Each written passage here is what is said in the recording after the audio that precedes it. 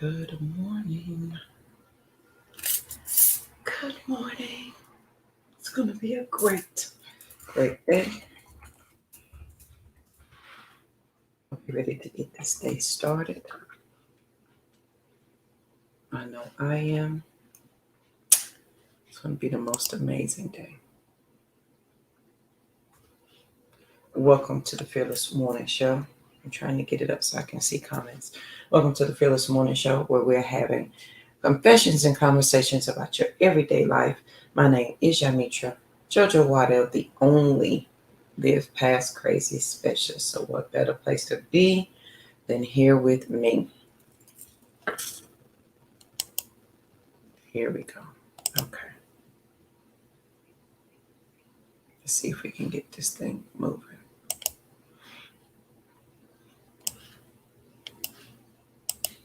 Please make sure you share the show because sharing is caring. If your friends and family don't have Facebook, send them over to the YouTube channel. They can binge watch all the Fearless Morning shows over there. We're on 14 different platforms for the podcast, and make sure you listen to it there to share with people. If they don't do that, they can read any of the books. And if they don't do that, tell them I said good morning. Good morning. It's going to be a good day. It's going to be a great day. So let's get started. I hope you guys enjoyed the show yesterday. I hope it was something that you could use. Let's set this chair right. Yeah, I'm going to buy a new office chair. I don't do anything else. I'm going to buy a new office chair. That's what I'm going to do. All right, so the quote of the day is pushing through fear is less frightening than living with the underlying fear that comes from a feeling of helplessness. That is the quote of the day.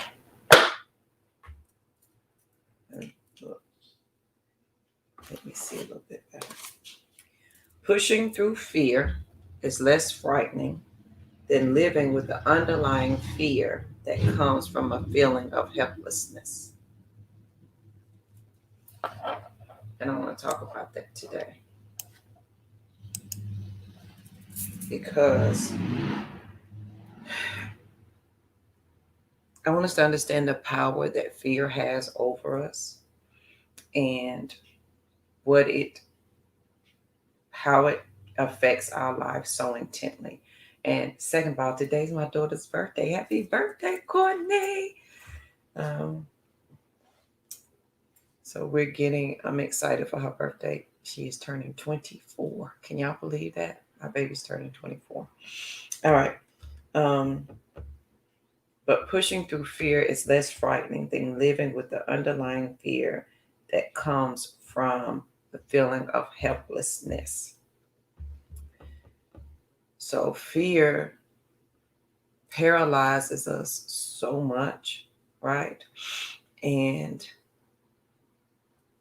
it is the catalyst sometimes for our entire makeup of our life. Like it is the reason why we don't go, move, grow, and do. It is that. Good morning, Tammy. I would tell Tammy I forgot to call you back. I was at boxing yesterday, and I forgot to give you a call back. So let's talk about this thing. So I had one topic, but I decided to combine them to two. So I want to talk about the right position in dreaded fear. And it's not gonna be, we're gonna hit some high points and talk about it. So let's talk about the right position, and then we'll combine that with fear. What I found about life is that once I have gotten to the right position for myself, everything else worked out. It was simply me waiting for me to get into the right position. Meaning the things that we want, I want, they could not fit into my current shape of me. They couldn't fit into how I currently move. So everything that I said I wanted, it couldn't necessarily fit there, but it did mean that it wasn't there. Does that make sense? So sometimes it couldn't fit into the current shape of me. And when I began to change the shape of me, meaning my thought process and that kind of thing, then the thing that I was seeking was able to now fit. It was there. So I had to get into the right position first in order to uh, see it, receive it, and for it to fit. And sometimes it is the slightest of moves that you have to take in order to receive the thing that you said you wanted, and to get into the right position. Because the thing that you're working towards or the thing that you want, it's there. But if you're not in the right position, then it can't complement you. It may come at the wrong time. You remember we talked about opportunities, or are we ready for that opportunity? So as I begin to understand that a lot of the things that I wanted, and I was like, oh, I wish this would happen. It was there simply waiting on me. I had to get into the right position. And for me to get into the right position, that meant I had to pay attention to everything around me. So sometimes what we want, it can't fit into our current shape of who we are. And so we have to change the shape of us, meaning our thought process, how we're going to handle a thing, how we're going to walk through it, how we're going to think about it, um, so that what we want, the next right thing, can come. And sometimes it is the simplest of moves that we have to do in order for that thing to complement where we are. Which brings in the second thought of the day, which is dreaded fear. And it kind of goes with the quote: pushing through fear is less frightening than living with the underlying fear that comes from a feeling of helplessness. So there's 5 truths to fear. And number 5, people who refuse to take risks live with a feeling of dread that is far more severe than what they would have felt if they took the risk necessary to make them feel less helpless. Only they don't know it. Feel the fear and do it anyway. This is a good book. And y'all, if you've been with the morning show for a while, we talked about this in 2019. And the person, so Susan Jeffers wrote this book. And this goes straight to YouTube. Her husband reached out to me and said he saw the show where we talked about her book, and that she would have been proud. He wrote me a nice email, said she would have been proud of how we broke this book down and talked about it. And he wished me the best. Wasn't that nice? Did I ever share that with y'all? He sent me, that was back in 2019. Made my whole day. And so I've been reading this book on and off for a lot of my books I read on and off. I mean, I add new ones, but you have your staples that get you through things. And so this is fear truth number 5. And I want to talk about that dreaded fear. That's why you have to be in the right position. If you're not in the right position, maybe you have that dreaded fear. And until you get into that right position, right, it's not going to work. So fear truth number 5 says, people who refuse to take risks live with the feeling of dread that is far more severe than what they would have felt if they took the risk necessary to make themselves feel less helpless. Only they don't know it. That simply means I'm scared, I'm afraid, and the dread of the anxiety that I feel on making a decision, the stress that I feel about my fear of me moving, going, doing, thinking, ending relationships, ending friendships. Honey, listen. Okay, let's square this one up. Okay, let's do the square up exercise with this. Grab your piece of paper, square it up mentally, emotionally, physically, financially. Where do you have that dreaded fear mentally? If I think different than my mama now, sister now, cousin now, If I think different, this is what's going to happen. Would you have that dreaded fear emotionally? Well, if I'm not emotionally available to those who take advantage of me, that may look like people pleasing. Guilty. Where does my dreaded fear look like in my relationship? Well, in my friendships. If I stop, we've been friends for so long, but she ain't really my friend. But if I stop being her friend, where does that dreaded fear live at? Mentally, emotionally, physically, financial, flip it over, do all the ships, relationship, friendship, career ship, honey, religion ship.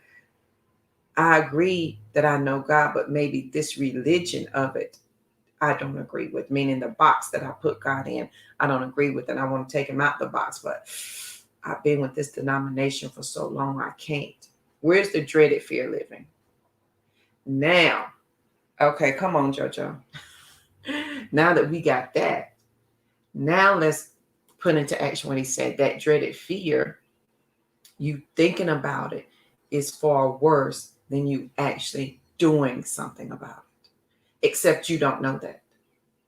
So you spend all of your time paralyzed in the thought of it instead of in the doing of it. And when you actually doing it, it never matches up to the anxiety that you built up to go with it. I'm a living witness of that. Please understand. I have talked myself into being so scared of stuff that my stomach hurt. I threw up, was going to the bathroom, had headaches. I talked myself into anxiety attacks. But the moment I took action, it all went away because it never matched up to the fear that I was feeling. It never matched. So what the thing that I was afraid of and the thing that I wanted to do, it never matched. My fear never matched the reality of it. And so he's saying, or she's saying, that's fear truth number 5. You're refusing to take risk leaves you with a feeling of dread that is far more worse than what you would have felt had you taken it. Meaning, in this absolute moment right now, I ain't talking about 5 minutes, but I'm talking about in this second, there's something that you're dreading doing, and the thought of it is worse than you actually doing it.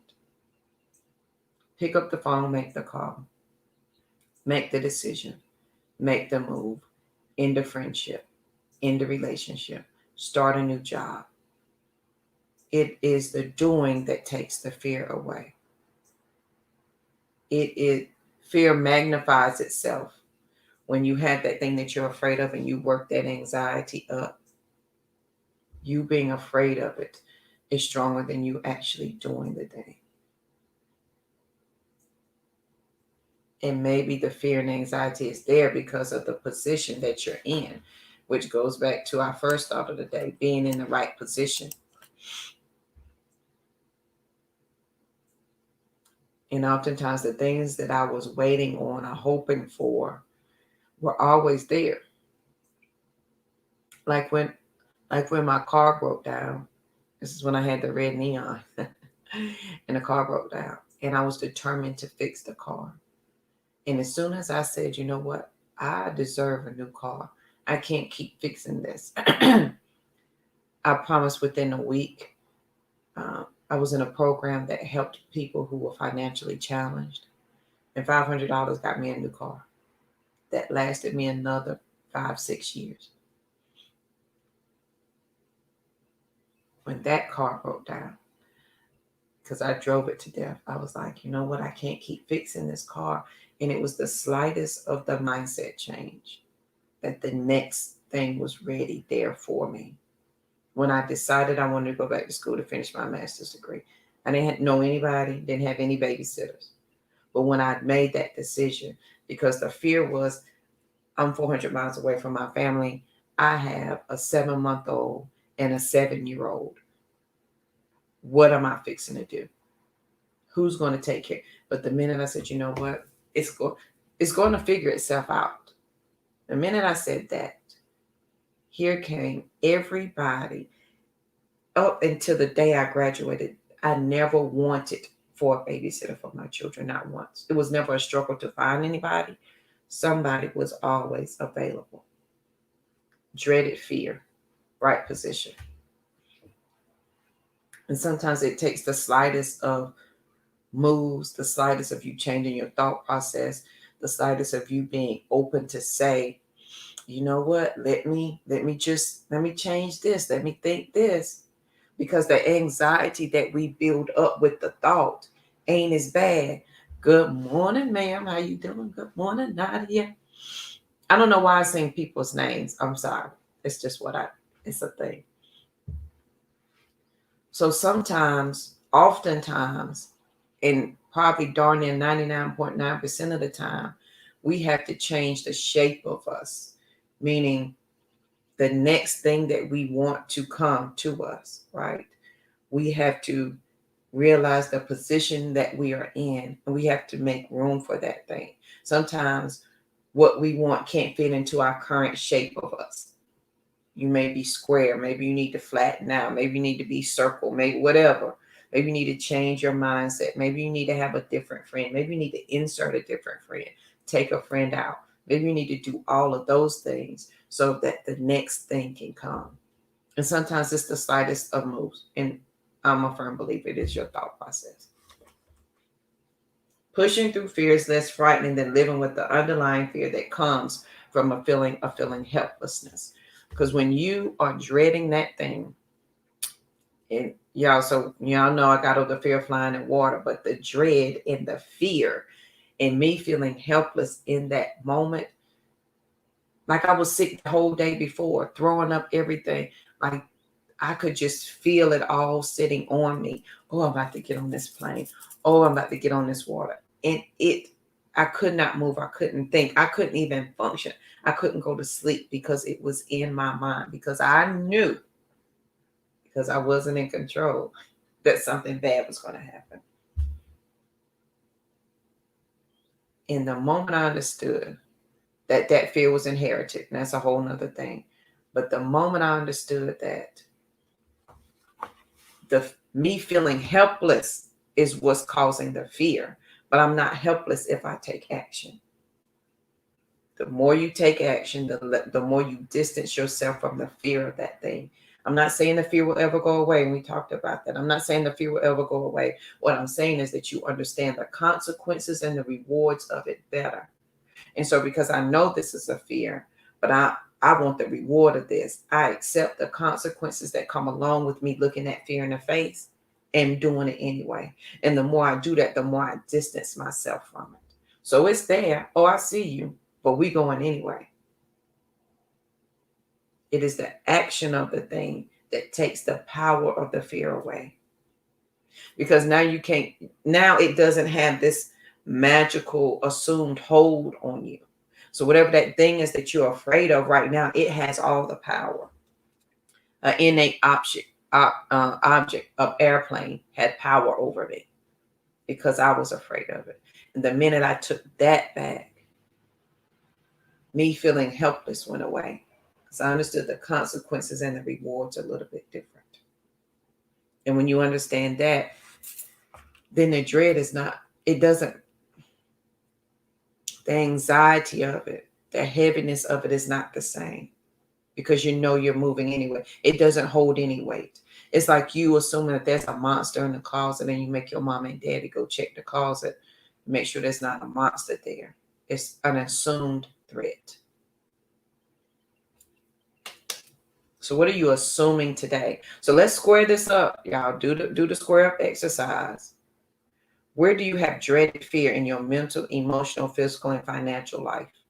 Relationship, friendship, religionship, honey, career, add whatever else you want there. Where do you have a dreaded fear that I can't make a decision because I'm afraid if I make a decision, this is going to happen?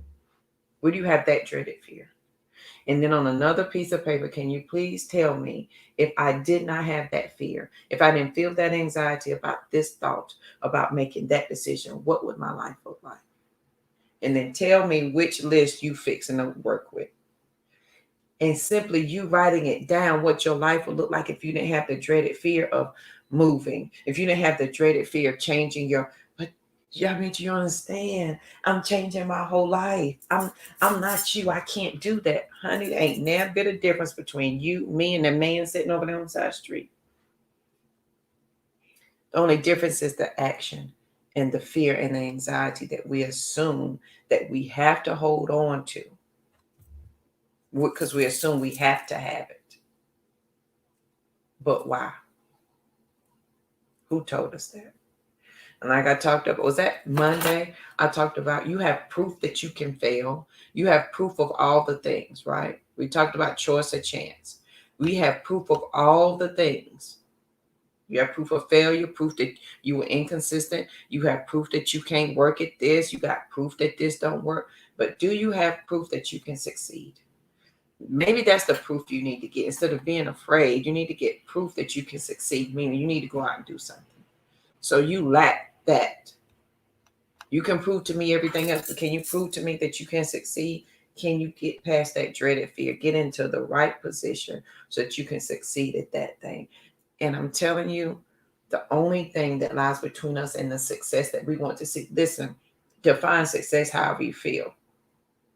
Success for me, honey, is having a peaceful life and having a peaceful house so that when you walk into this atmosphere, whatever stress you have, it is gone. I work very hard in creating that space here. For me, that's success. Success for me is waking up every morning, giving my words and my breath some direction, and doing the morning show.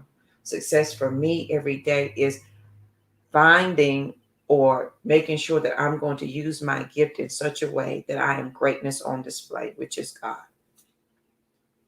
Define your success however you feel, honey. Success could be, I'm about to go walk this hill today. Success could be, I'm going to let my leg heal because I heard it again. It doesn't matter. Prove that you can do a successful thing because you've proven everything else. So on this wonderful day, it's going to be the most amazing day ever. I promise. The quote of the day, pushing through fear is less frightening than living with the underlying fear that comes from a feeling of helplessness. I'm going to type this in for y'all so that y'all can have it. Because sometimes you can't really get it till you see it. You know what I mean?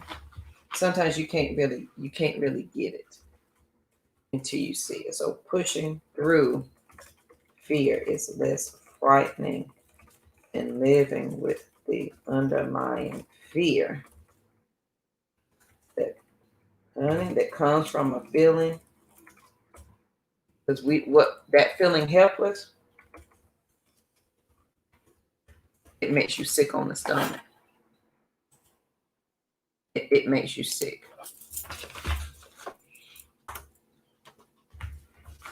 Because you assume that you have nothing. You can't offer anything when none of that is ever true. It's just not true. So on this lovely day, I want you to be absolutely, Tammy. Abso-freaking-lutely. And it's going to be a good day too. Because we moving and we growing. And it's baby steps. It's the baby steps that we take that give us our biggest growth. Period. So on this wonderful day, I want y'all to have the most amazing day ever. I want you to be peaceful, period. I want you to please share the show because sharing is caring. If your friends and family don't have Facebook, send them to the YouTube channel. They can binge watch all the Phyllis Morning shows over there. Because the shows are loading. Every day I load some. We have over 400, but I have so many more to load that I haven't done. So I hope you guys share the podcast as well, the books, all the things. So I hope you have the most amazing day ever. I want you to do something today. I want you to move past that fear, let go of that anxiety of that thing today. And then let me know how that works out for you. So you guys have a great day. And if you share the show, please tag me so I can properly tell you thank you. Hope you have an amazing day. And I'll see you guys here bright and early tomorrow morning. Have a good one.